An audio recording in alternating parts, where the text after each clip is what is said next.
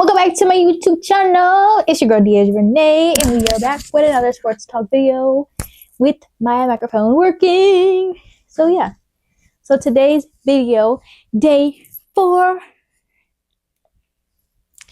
we are going to be talking about the craziness of women's basketball. So if you don't know, you're gonna know now. The Pac-12 is no longer, so that's not even in that.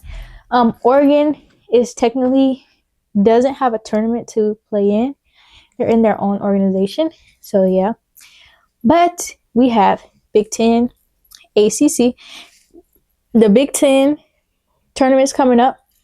ACC, SEC, AFC. And those are pretty much all the big ones. You know, ACC. Those are the big ones you need to know. And the Big 12. Big 12, ACC, AFC, SEC, Big 10. Those are the Power 5 conference, that people are playing in. So coming up, we got a lot of tournament play, and leading up to the tournament play, we have a lot of things going on. First of all, we have the whole coin flip situation. So we got the Texas is number 1. And the top 25, Texas is number 1. But in the SEC tournament, they are not. Because of this coin flip that they decided to do. Now, I can speak my opinion on this because I don't work for no ESPN network yet. But I can say that with the coin flip, I don't agree with the coin flip. I feel like there were so many other avenues you could have went by point spread. You could have went who had the most points. Coin flip, it's like, do you really? Because then you got to think about it. In the polls, Texas is number 1 overall. So how are you judging them off a coin flip and they're already number 1? So in SEC play, South Carolina is the number 1 seed over Texas because of a coin flip, which is crazy. But, hey, is what it is. They got to do what they got to do. If they the number 1 team in overall, and if they really the number 1 team, they're going to prove that they the number 1 team. That's just going to be that when they play. So, South Carolina is over Texas. So, now we're going to get into these top 25 teams going into the tournament play. So, if you are unaware, the tournaments are coming up through this week. They'll be playing a lot of games in tournament play. However, this is not March Madness. This is March Madness, but this is not March Madness. You get what I'm saying? It's not the real deal Holyfield. So basically, this is just tournament play. So even if they lose these games in tournament play or they don't win, and then we'll have Selection Sunday coming up soon, which I think is in like a week or 2. But I'm going to get into these teams in the top 25. So as I already stated before, Texas is number 1. Their current record is 29-2. They have won 22 straight games, which is good. And they are tied for the 4th longest active streak in D1 history. So that's number 1 team. Number 2, we got Juju Watkins, who is the player of the year in my eyes. Like I said in my video before, she's not the player of the year. Something is wrong. Something's not right. She got to be player of the year. She just doing too magnificent. So Juju is averaging 32 points. She has averaged 32 points in 5 career games against UCLA. You guys aren't aware, like, was they in the Pac-12 and wasn't Texas in the Big 12? A lot of teams moved out. The year of 2025 and 2024-2025 season has shifted teams around, and the Pac-12 is pretty much demolished, and really is only Oregon and it's another team in there, but it's not anybody in there. Their record is they're 26-2. They were previously last week number 4 seed. Now they moved up to number 2. Texas, this is their 2nd week in a row being number 1. So they stay the same. Then we got UConn. UConn is Marquette, like I said on Sunday, they beat them. I already said that they're gonna run through tournament play. They're gonna win the tournament as they have won many years before. If they don't, something's wrong. They're 28-3. They were currently ranked 5. They moved up 2 spots. And they play in the Big East tournament. Oh, that's the other tournament. I forgot, the Big East. Now we got UCLA. UCLA is 27-2. Both of their losses are to USC or Juju, if you want to say that. Those are both their losses come from. In that game, that's the only game that they never led in the game the whole time in a while. And they play in the big tournament as well with USC. They were previously ranked number 2. Now they've dropped 2 spots to 4. Next, we got South Carolina. South Carolina is currently the number 1 seed in the SEC off of a coin flip, but they're ranked number 5 on the top 25 list. Their previous rank was number 6, so they've moved up 1 spot, and their record is 27-3. And yeah, they recently beat Kentucky on Sunday. We have Notre Dame, which Notre Dame has dropped a lot. 2 weeks ago, they were number 1. Last week, they were number 3. Now they're number 6. They've dropped down 3 more spots. They beat Louisville, however, still dropped more spots. So they're ranked number 6. Then we got NC State. They beat SMU, but they also had an upset against Notre Dame 2 weeks ago, I believe. And so they were ranked number 9. Now they're ranked number 2. Then we got TCU. They were ranked number 10. They moved up 2 spots. They recently beat Baylor. And I believe they're going to be the number, maybe I'm wrong, the number 1 seed in the Big 12. But they moved up. Then we have LSU. They were ranked number 7. They dropped 2 spots. They recently lost to Ole Miss. But in my opinion, I feel like that has something to do with Flau'jae not playing. Flau'jae is their heart of their team, in my opinion. She keeps them flowing. She keeps the energy going. And you could feel that she was missing. Although she was being very supportive on the bench, you could just feel that her energy was not there on the court with them. That had an effect on them. And it also sucked that they lost on senior night. So very emotional senior night. And to lose on senior night just sucks, So yeah. But yeah, Anissa Morrow did do great on her senior night. She finished out with a banger on her senior night. She had 28 points and 12 rebounds. And this is her 100th career double-double. And she is joining Courtney Paris, who had 128 double-doubles over her season, as the only players to reach that mark in Division I history. So shouts out to her, big double-double. And then Oklahoma, they are number 10. They were previously number 13, so they've moved up 3 spots. They're moving up in the world. They recently beat Alabama. Peyton, she scored 9 of the Sooners' final points. Payne is from where I'm from, so shout out to her. Then we got the Duke Blue Devils. They are recently number 16. They moved up a lot in the world. Their record is now 23-7. They recently beat Florida State, which I said I didn't know if they would be able to beat Florida State because I thought Florida State was on the road, but they beat them. Next, we got Kentucky. They were number 15. They moved up 3 spots. They're currently now 22-6.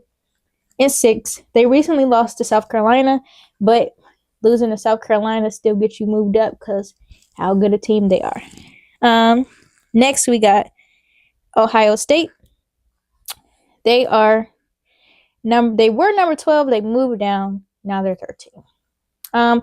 Ohio State started off the season 20-1, and recently they haven't been playing that well. I don't know what's going on. Hopefully they get it together. They are playing in the Big 10. The Big 10 does have USC, UCLA, but they started off the season really strong with 21. Hopefully they get some things together because at the end of the season, you want to be playing your best basketball, not your worst.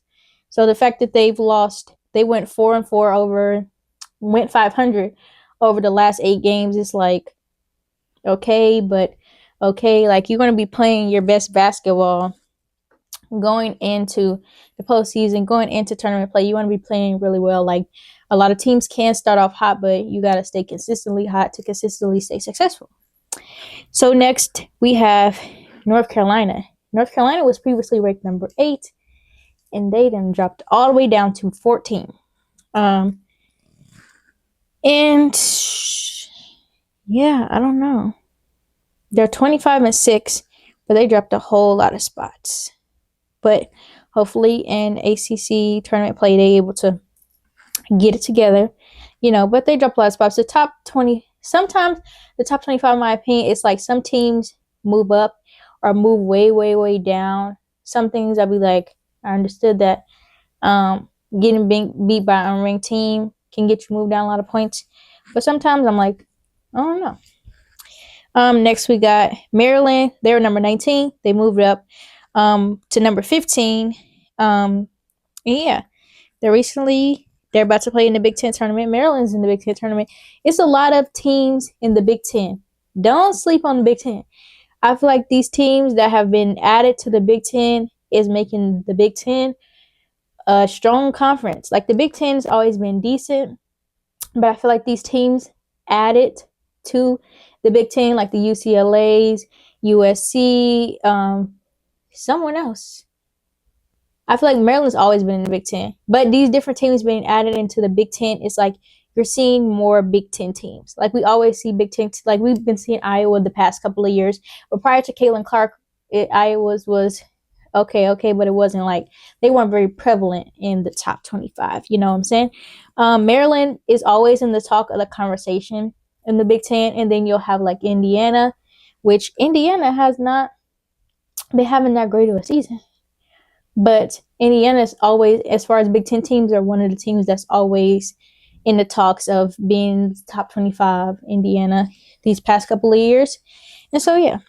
So, next we have West Virginia. West Virginia they were currently 18 last week. Now they're 16. And they recently beat Utah. And so, they play in the Big 12. So I want to know what that looks like. The Big 12 has did a whole shift. Like all the teams that were bad in the Big 12 in like the past 5 years are now the teams that are doing good. And all the teams that were good, some of them left or some of them are now doing mediocre. Like Baylor is doing mediocre. Honestly. Baylor's ranked number 17, which is good for them, but Baylor's just excellent. But also Kim Mulkey, she's a great coach because you can just tell like Baylor is still the talks of the talks, but a lot of those players that Baylor would be getting, they're no longer really getting because Kim Mulkey's not there. But Baylor's ranked number 17. They stayed in the same place. They were ranked number 17 again. They recently lost to TCU. And, like TCU is one of those teams that was doing very, very bad, and now they're doing very, very good. But, they got Haley Van Lith. Next, we got Tennessee. Tennessee was ranked number 11. Now they're ranked number 18. They had a 50-game winning streak versus unranked teams at home, but that was soon to be snapped. As of Sunday, Georgia snapped their 58 home game winning streak, but coming up, they got to turn it around quick because they got to play in the SEC actually tomorrow. Then we have Alabama. They moved up one spot from number 20 to number 19. And yeah, they just moved up. K-State was number 14. They've dropped tremendously. K-State started the season out doing really good, doing really well. But injuries always gets K-State. They always, for the past 2-3 years, they start good. They do great. Some point last year, they were even number 2. Some point this year, I don't remember how much the highest they were. But they always start off hot, and then by the end of the season, injuries. So hopefully K-State can find a way to win even through the injuries because they're always having troubles with injuries. Next, we got Oklahoma State. They were 21, and they're still number 21. Then we got Florida State. They were 24, but they were 22. They recently did lose against Duke, but they have been playing really well. I thought they were going to beat Duke, in my opinion. But yeah. Then we have Creighton. They're number 23. They recently beat Villanova, but they're in the Big East tournament play with UConn. Creighton has been doing a good job and, playing well. Then number 24, we got Michigan State, which Michigan State is in the Big 10 as well. We got a lot of Big 10 teams on here, which is probably we used to have a lot of SEC teams. I want to talk about that too, the SEC. And then number 25 is the South Dakota State Jackrabbits, which you might be thinking, like, South Dakota, like, who the heck is playing in South? Like, if you're not watching basketball, if you just seeing the big team, like, the Big 12, you're not paying attention, you're not too deep in women's basketball, I pay attention, so I'm going to enlighten you, you know? So this is not new for South Dakota State. They got ranked as high as number 6 in 2019, but they are a very well put together team. They take care of the ball, and they play in the Summit League tournament quarterfinals at 2 p.m. on Thursday. But South Dakota State, their program is a great program. They're a really good program. So if you're wondering, like, South Dakota State, before you judge, like, excuse me, who is this? This is not a Big 10. This is not a... Watch them play. They play very well and good. I think you should watch it. But now, while I'm talking, I'm still going to keep talking. I want to talk about the SEC. It's a lot of SEC teams. Actually, let's count together. We got 1, 2, 3.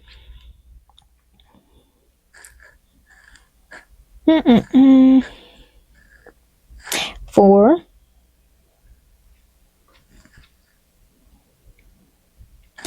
5.